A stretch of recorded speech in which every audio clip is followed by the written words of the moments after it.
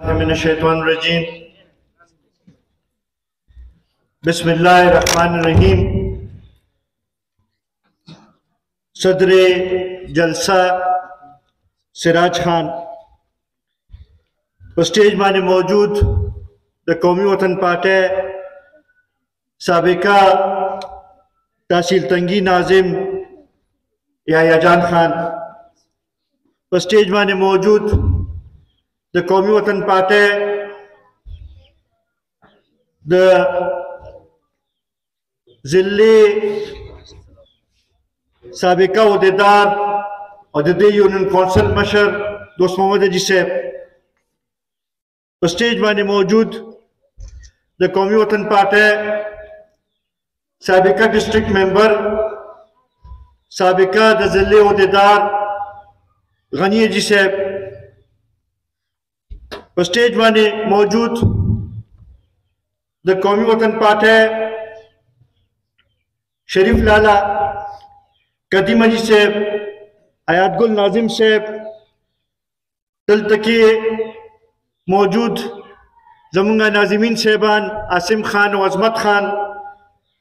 دلتکی راغلی زمونگا دا قومی وطن پارٹی دا حلقی سابقہ سینئر وائس چیئرمین امجد خان اسرار خان اور دا کزبار امڈیری یونین کونسل دلتا کے راغلے مشرانو عزتمندو السلام علیکم. طولو کے اول خو زا دا خبر رخا دا قومی وطن پارٹی دا طولو کارکنانو طرفا سراج خان بختی روان خان پیر روید حسین رفیق خان و داوی سر چکم گنش پیر عزتمند مشران اور زوانان نن منگ سر پا قومی وطن پارٹی کی شامل شو اگوی تار کلے بیما اور دا یقین دانی ورور کوما چی تاسو یو صحیح فیصلہ کرے دا انشاءاللہ یو زیبا دے دے کام دا ترکے دا سوکالے رپارا یو زیبا جدو جہد پکاو با اور انشاءاللہ دا پختون کام دا ترکے پلانا وارن با. عزتمندو دا زی دا کور منگ لپارا سنوی ندی. میر عباس خان زمونږ ډیر زور برګریو ډیر لوی جدوجہد کړو نن دا مونږ لپاره د خوشحالۍ او د عزت خبره ده چې داغه خاندان داغه کورنۍ دوباره مونږ سره واپس شامل شو دا مونږ لپاره ډیر د عزت خبره ده. زه په دې پروګرام کې ناست ما ته مخامخ چیرمین صاحب هم ناست دی هغوی هم چې ولیدل نو ډیر زیات خوشحاله شوم اور انشاءاللہ داسی مشران اور داسی کورنے اور داسی خلق چکم غزالہ چچا شہید وطن حیات محمد خان شیرپو سرکار کرو چا ملی ریبر جناب افتاب احمد خان شیرپو سرکار کرو چی دا خلق واپس منترازی اور داوی نوی نسل منصر یوزے کی گی انشاءاللہ دا دے خبر نخدا چی راروان وقت دے اگستاسو دے آدھا قومی وطن پاتے دے آدھا ملی ریبر جناب افتاب احمد خان شیرپو دے قومی وطن پارٹی جناب افتاب احمد خان شیرپو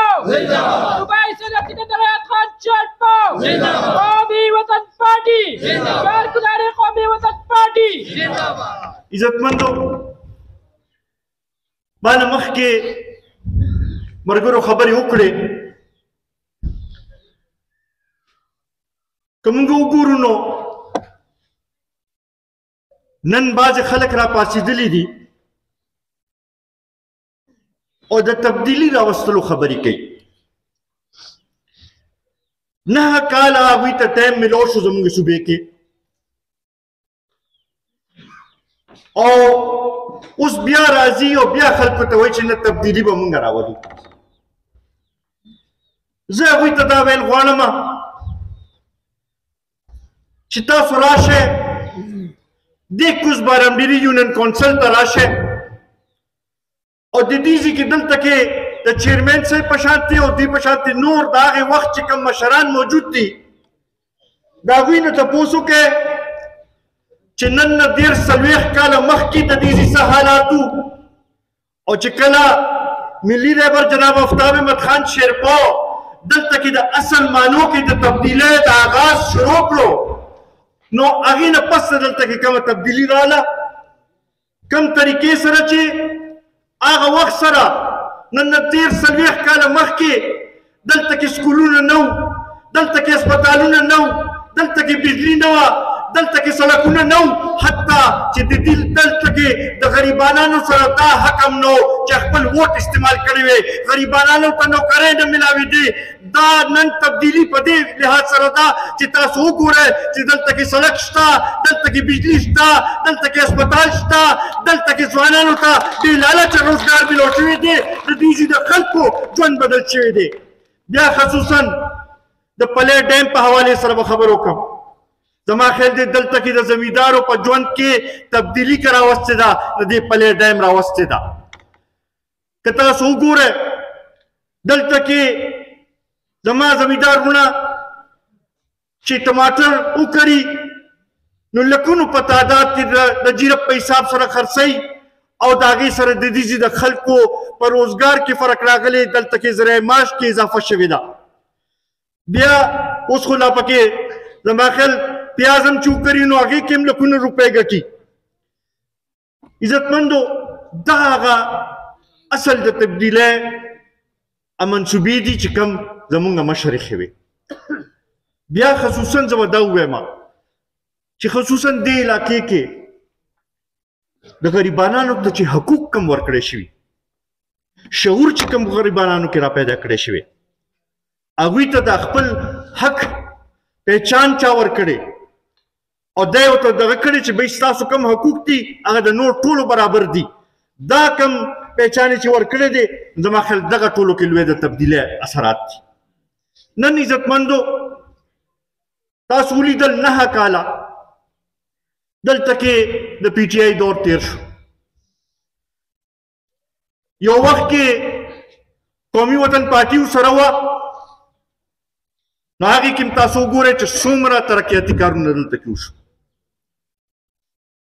چې کله قومي وطن پارټي ورسره نه وه هماغه ایم پی ای خو هغه منصوبې چې کوم مونږ قومي وطن پارټۍ شروع کړې وې هغې هم سرته ونه رسولې شوې. نن به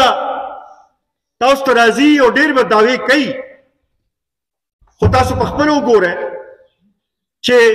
هغه دور کې څومره کار شوي و. اوس په دې 4 کاله کې چې مرکزي حکومت هم ورسره و، صوبایي حکومت هم ورسره و، او په هغې کې څه د علاقې له څه وکړل او څه یې ونه کړل. عزتمندو نن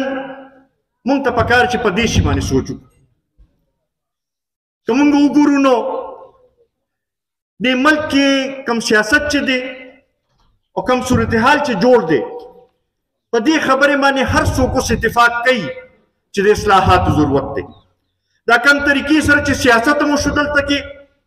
دا کم طریقې سره چې حکومتونه وچلېدل، د هغې چې دی هغه شانتې خلکو ته فایده ونه رسېده. نن ضرورت د دې دی چې مونږ کم زمونږ د بیروکراسي ده، کم چې افسرشاهي ده، د هغوی په سوچ کې تبدیلي راولو، د هغوی دې معنی پوه کړو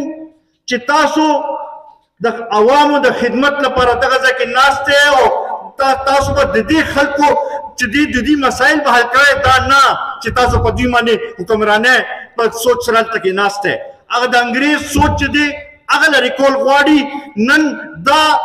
فرق راوستل غواړي، دا سوچ راوستل غواړي چې دلته کې که ډي سي ناست دی، که دلته کې کمشنر ناست دی، که دلته کې اسسټنټ کمشنر ناست دی، هغه د خلکو د خدمت لپاره ناست دی، هغه خلکو باندې حکمرانۍ لپاره ناست نه دی. دغه شانتې پولیس چې دی هغوی کې هم دا سوچ راولي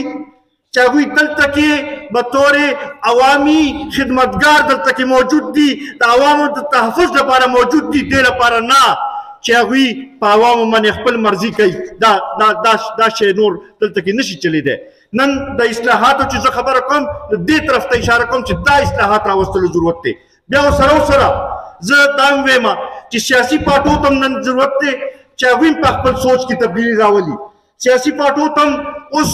دا ضرورت دی چې هغوی به راپاسي او عملي کار به کوي، به عوامو ته هغه سروس ډلیوري چې څه وایي خلکو ته خپل حقوق چې دی هغه به رسوي، به کور کور ته به رسوي. علاوه چې دی خلک په سیاسي پارټیو باندې اعتماد کوي به او سیاسي نظام باندې هم اعتماد کوي به. عزتمندو نن که موږ وګورو نو په آئین کې خو د ټولو صوبو حق شته خو په اصل معنو کې چې وګورو نو ورکوټي صوبو ته خپل حق نه ملاویږي او بیا خصوصا زه به دا ووایم چې پښتنو سره چې کوم زیاتي وشو د تیر څو کالو نه زمونږ دا صوبه چې ده دې نه یو تجربهګاه جوړه شوې ده په الیکشنو کې هم په موږ باندې تجربې کوي بیا د حقوقو په حوالې سره هم چې دی صرف په کاغذونو کې راله حق راکي خو بیا په اصل معنو کې موږ لا خپل حق او خپل زمونږ چې کوم د دې وسایل دي هغه وسایل موږ ته نه ملاویږي کاغه د بجلی په مد کې خبره ده کاغه د ګیس په مد کې خبره ده کاغه د تیلو په مد کې خبره ده کاغه د روزګار کې زموږ چې کوم حق جوړیږي هغه موږ ته هغه شانتي نه ملاویږي نن ضرورت د دې دی چې صحیح معنو کې د 1973 آئین باندې چې دی عمل وشي د هغې کې چې کوم صوبایي خودمختاري ورکړه شوې وه ورکوټي صوبو له کوم حقوق ورکړی شي هغه دې ورکړی شي او بیا خصوصا زه د خپل صوبې په حوالې سره دا مطالبه کوم چې وخت راغلی دی چې اوس پښتنو له خپل حق ملاوېدل پکار دي قربانۍ موږ ډېرې ورکړې دهشتګردۍ خلاف جنګ کې موږ قربانۍ ورکړې زموږ وینه توی شوه زموږ میندې خویندې چې دی هغه شهیدان شو زموږ بچي شهیدان شو اوس وخت راغلی دی چې دې خلکو له دې پښتنو ته هم دا حق ملاوېدل پکار دي چې دوی هم دا ووایي چې او موږ هم پاکستانیان یو زموږ هم هغه عمره حق دی چې څومره پنجاب کې اوسېدونکو خلکو دی د سند کې اوسېدونکو خلکو دی هله به چې دی دا ملک ترقي کوي دې طرف ته توجه ورکولو ضرورت دی نن د قومي وطن پارټۍ بنیادي مقصد د سیاست امداد دی چې موږ غواړو چې ورکوټۍ صوبو ته او هر قوم ته خپل حق ملو شي خصوصا پښتنو ته خپل حق ملو شي چې دلته کې وسایل ملو شي او زموږ په مرضۍ باندې هغه وسایل ولګي زموږ د خلکو لپاره ولګي زموږ خلکو ته روزګار ملو شي زموږ خلک چې دی په خپل وطن کې چې دی د خپل بچو له 2 وخت روټۍ پیدا کولی شي هله به موږ وایو چې او دا ملک چې دی صحیح طریقې سره روان دی دې طرف ته تلو ضرورت دی او دغې لپاره قومي وطن پارټي چې ده هغه په دې الیکشن کې دې سوچ سره دې نارې سره په دې کې حصه اخلي چې موږ وایو چې اصلاحات پکار دي حقوق پکار دي ترقي پکار ده دا د هر کس بنیادي حق دی او انشاءالله پښتنو له به دا حق موږ راوړو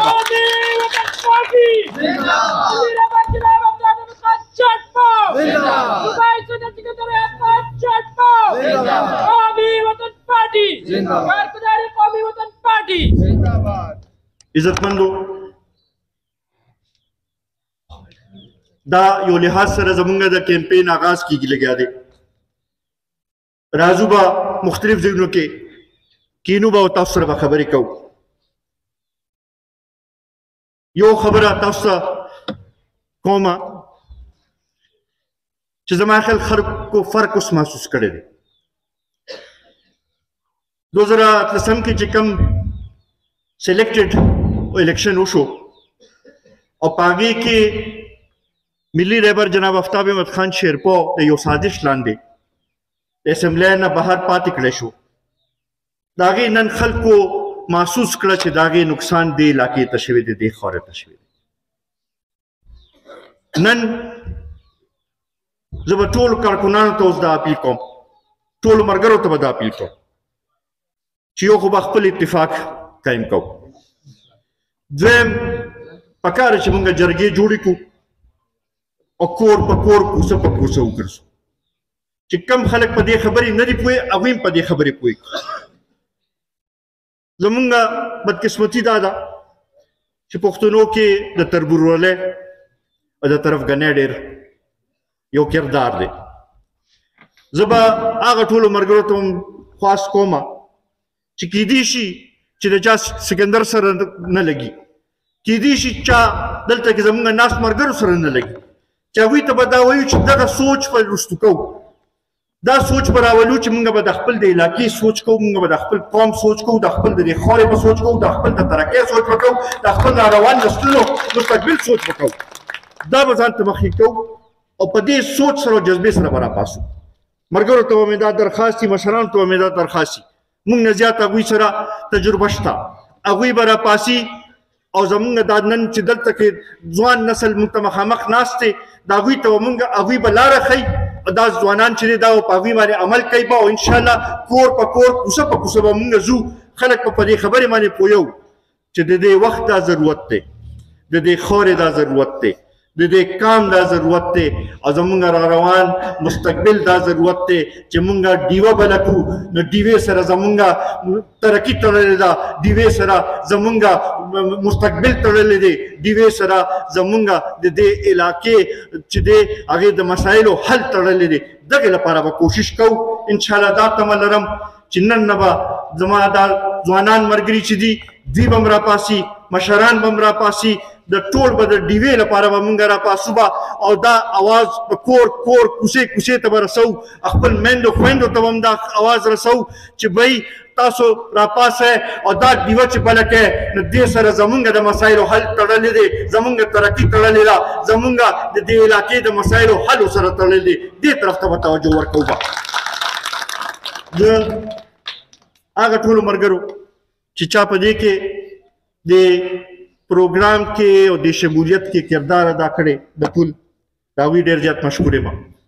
نورو ملګرو ته به مې دا خاص وي چې تاسو م راپاسئ تاسو م خپل کار شروع کړئ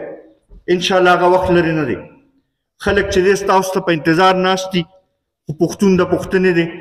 او دغې لپاره دا ضروري ده چې مونږ جرګې جوړ کړو او ځان هر چا ته ورسوو انشاءالله 8 فروری اسم د شهید وطن حیات محمد خان شیرپا ورځ ده او د 8 فروری باندې به مونږ راپاسو به او دا ډیوه چې ده دا پیغام دا په مونږ باندې د شهید وطن حیات محمد خان شیرپا یو قرض هم دی هغه قرض به م ادا کوو به د ملي رهبر جناب آفتاب احمد خان شیرپا چې کوم زمونږ خدمات کړي دي مونږ لپاره یې کوم جدوجهد کړی دی مونږ لپاره هغه چې کوم طریقې سره د دې علاقې خدمت کړی دی د هغې قرض به دغې ورځ باندې به پوره کوو به او راپاسو به دا علاقه چې ده دا په نوې د ترقۍ په سفر باندې روانوو ډېره